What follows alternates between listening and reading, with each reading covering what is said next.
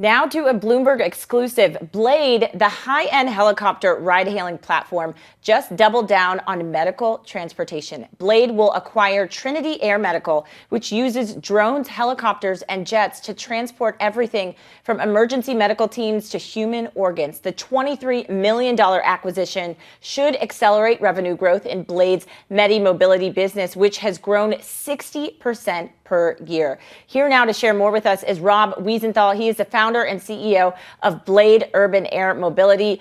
Rob, thank you so much for being here. Blade is mostly known as a high-end private flight company. Why step into medical transportation, and tell us why now? Well, Blade has always been an ecosystem for urban air mobility, specifically people flying in 3 dimensions using helicopters, with the idea of transitioning under our asset-light model to eventually what we call electric vertical aircraft, which will be both emission-free and quiet, and that will open up more landing zones. What's really interesting is that when we started Blade Medi-Mobility, there was a real need to increase the efficacy of organ movements, of organ transplants, by moving by helicopter. Because before Blade, what would typically happen would be a hospital would take doctors into an ambulance. They would go to a jet. They would procure the organ. They'd land somewhere by a hospital, take another ambulance, procure the organ, ambulance back, jet, another ambulance. What we now can do is actually fly hospital to hospital, because most of the infrastructure is actually at a lot of these hospitals. They've typically used for critical care patients who accidents, EMS helicopters, but never used their infrastructure for transplants. So you can now fly between hospital and hospital. So we'll be actually shifting their business from ambulances to hospitals where applicable, and then transition into drones, and then into electric vertical aircraft. So basically, our company's focus is this whole bridge period between now, when helicopters are being used, to when electric vehicles, electric vertical aircraft, or what you may call EVTOL, or drones, are used for both passenger missions and now for saving lives. Because the efficacy, when you save hours, potentially having an organ out of a body, the doctors or surgeons are just so pleased about the increase of efficacy of how this is so efficient for transport. And talk about Trinity. I mean, why partner with this company? You said it's a perfect fit with Blade's culture. What is it about this company that was so appealing to you and so life-saving to organ transport that you felt like you wanted to partner with them? Well, when we started our Medi-Mobility division, it was really off the basis of our passenger business, where it's a culture of redundancy.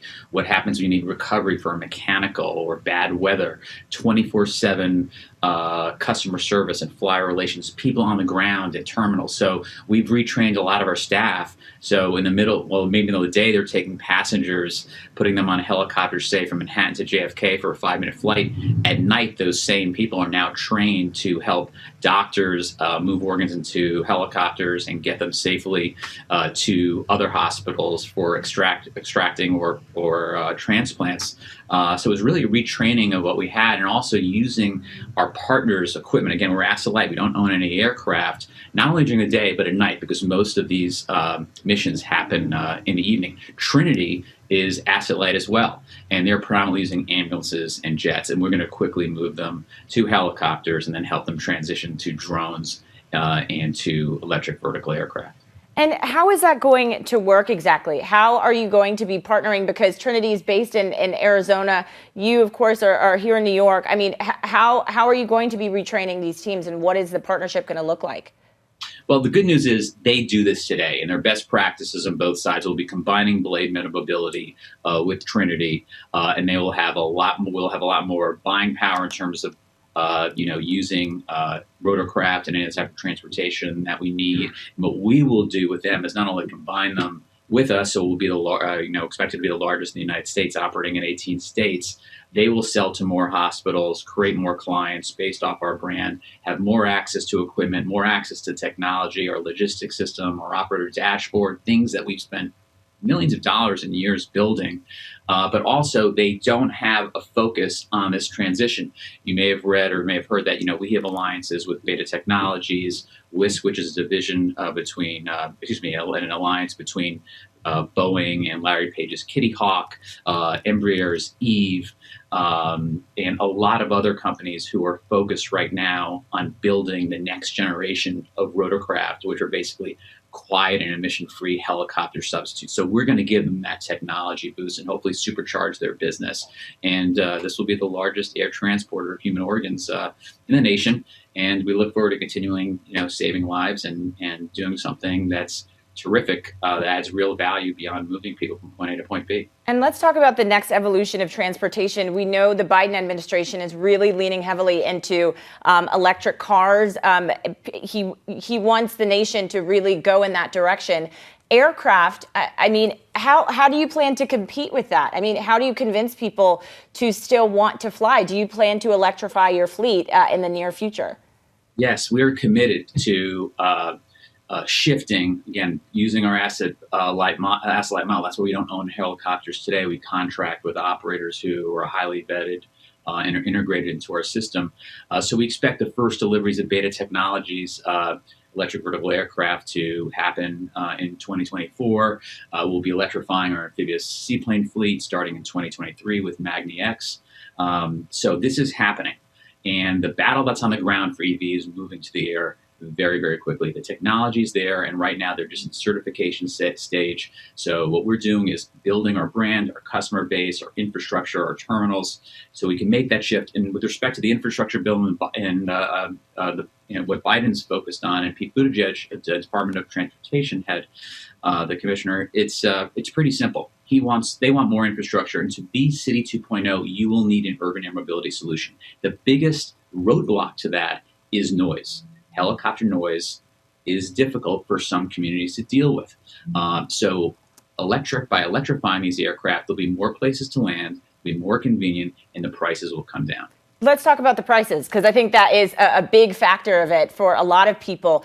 Will you lower prices then? Because, as we mentioned, only a sliver of people can really afford to take some of these helicopter flights. How do you compete with electric cars if they are going to be cheaper for consumers? How do you compete? Well, it's actually a little bit of a misnomer. And I think there's this notion that helicopters are so expensive. Right now in New York City, we convert a 2-hour drive to JFK during rush hour into a 5-minute flight for $195 or $95 with an airport pass. That shattered the Uber Black pricing on the ground. And that's incredible. So it really is getting to the point of affordability, especially for business people today.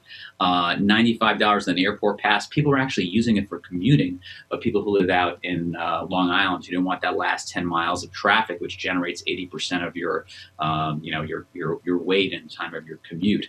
But when we do move to electric and you have the volume there and it's more convenient for you, so you don't have to get in a car to go to a Blade terminal for 5 or 10 minutes, depending when you are. There's one that's across the street. That will increase the value add, make the distances shorter, get the price down. Obviously, electrification and the lower cost of electric vertical aircraft will bring the price down over time. We're probably not as aggressive as some of the manufacturers in thinking about the lowering of the prices, but I think, that $95 to the airport with a pass, maybe at some point it'll be $95 without a pass once electric is here. How far out do you think that is? And do you think, you mentioned the Hamptons and some of the other places where people are taking helicopters to the airport. Do you see it as something that anyone can use, or is it specific for a specific consumer?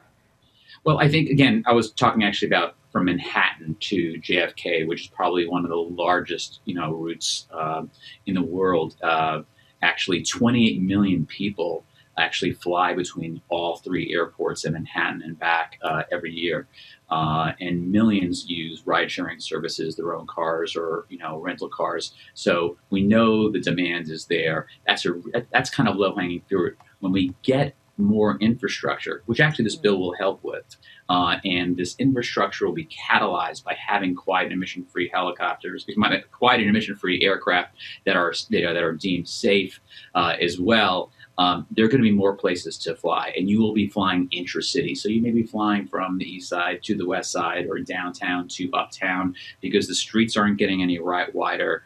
We're not going underground. We already have a subway, and the only way to really to build upon this is to go up in the air. Right now, we're at pre-pandemic levels of traffic in the New York area, and it's expected to only continue to get worse. And Rob, we're taking a look at your chart, the chart right now for Blade up over the past 2 days. Just finally, I mean, we started today talking about the partnership with Trinity and organ transplant. What's the next? Where do you venture into next? Do you compete with the Ubers and the Amazons in the air? Well, I think there's no question we're very excited about the medical business. It's a terrific kind of counterweight to our passenger business, requiring less marketing expenses, and you're dealing with one client. But I think there's also a very big focus on new routes, specifically the Northeast. You know, we see huge opportunities in the Northeast, Boston, Washington, Philadelphia, and getting people there in a really efficient way, point to point, city to city, avoiding the commute to airports, avoiding going through the airports, both on departure and arrival, and really proving, you know, the efficiency and the cost effectiveness of this kind of travel, both for leisure and for business. So we're just going to continue. You'll see more acquisitions. You'll see more organic growth. We definitely have a strong M&A integration DNA in our company, and I think that's why we're well positioned to be an important platform that is agnostic to which kind of aircraft, electric vertical aircraft we'll be using in the future. So we're excited for all these manufacturers, from, you know, Joby and Beta and Archer and everybody, to come out with their equipment, and we look forward to using many of them different equipment for different missions, because the kind of aircraft you use to move a human organ is different than the one you'll take to a passenger will take to Boston, or a passenger will even take to an airport. You need a portfolio approach, and that's what we're good at. Absolutely. Fascinating stuff, Rob. Thank you so much for joining us on this big day for you guys. That is Rob Wiesenthal. He is the founder and CEO of Blade. All right, up next.